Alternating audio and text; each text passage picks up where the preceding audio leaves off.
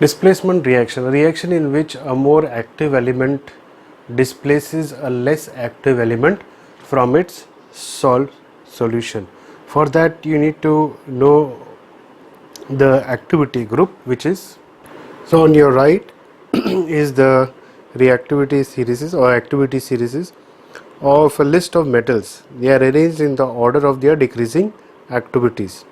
Okay, and you, in this order, the ones which are most reactive, like for example potassium, will be able to displace the least reactive, or will be able to displace all other metals beneath it. That means sodium, calcium, magnesium. Okay, now the first metal that we see is potassium. It is the most reactive, and potassium will be able to displace all of these.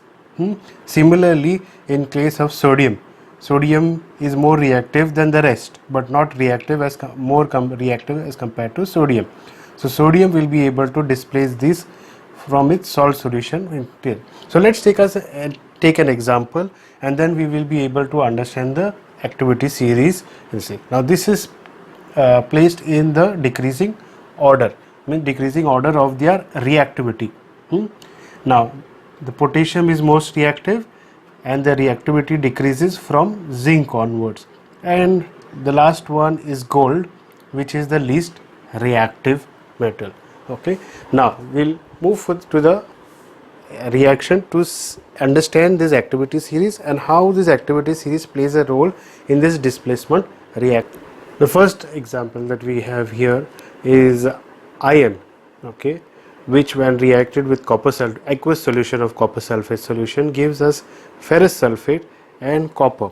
If you have a look, in this case, iron, which is a metal, where is iron over here? Over here. So this is iron out here. So, and we have copper sulfate. So which is the metal between the two? It is copper. Where is copper? Right down here. So which one is more reactive in this case? Iron. Why? Because iron is above copper in the reactivity series, which means iron is more active metal than copper, which means also that iron will be able to displace copper from its aqueous solution. Now copper is in with with sulfate ions are in an aqueous solution, copper sulfate aqueous solution. Now iron, being the more active metal, will be able to knock this off or remove copper from its aqueous solution part. Okay, and iron will then come and take copper's place this way. So before there was copper over here, now there is iron over here, because iron is more active metal than copper, and hence it can displace copper from its aqueous solution. And displacing means throwing out over there. It's like saying somebody is sitting on the chair and you come and push that person out of the chair and sit over there. Why? Because you are more stronger than the person who was sitting over there. So similarly over there, imagine you being iron and this copper being the other person sitting on the chair. You being a stronger person, you push copper out, that means the other person out from the chair, and you go and sit in his place. Imagine the chair being sulfate. So if you are stronger than copper, only then you can do it. But if, let's say, in place of copper, if there was, let's say, zinc sulfate, then this would have not been possible, because who is stronger than in that case? Zinc. So you cannot move a stronger person from the place.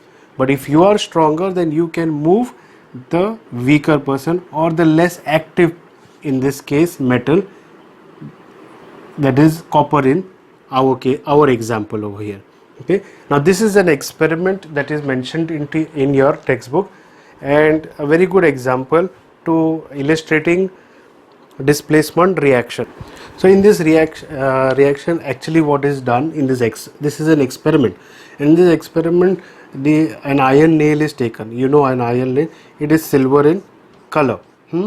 Now this is put into a test tube which contains copper sulfate solution, and the copper sulfate solution is blue in color because of the copper crystals. Okay, now this is blue in color. Now this ion is put into this and left for a while, maybe like 20-30 minutes, and after that some while you will find that this test tube is become colorless, and this ion, when it is taken out from here, is become brown in color.